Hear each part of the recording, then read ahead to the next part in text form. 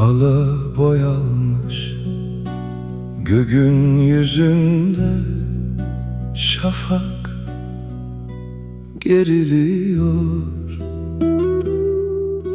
Gökten naz edip cilve yaparak akay görünüyor.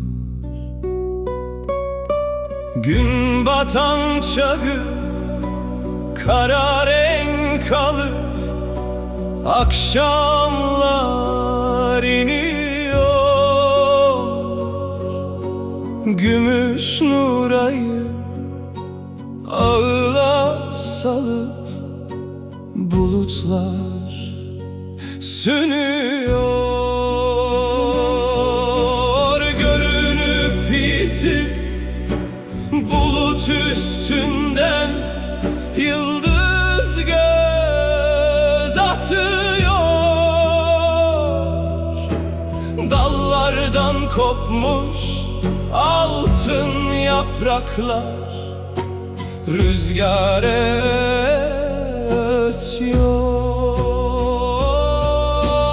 Geceyi söküp uçan yapraklar yiterek gidiyor. Yapraklar döküp kuramış dallar gamla saz ediyor.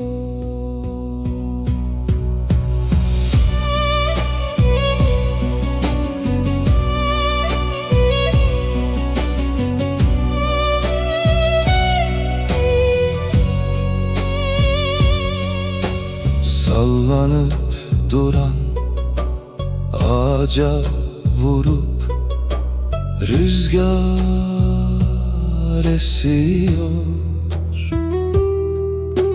Ağlı kurmuş duvarı söküp bulutu deliyor.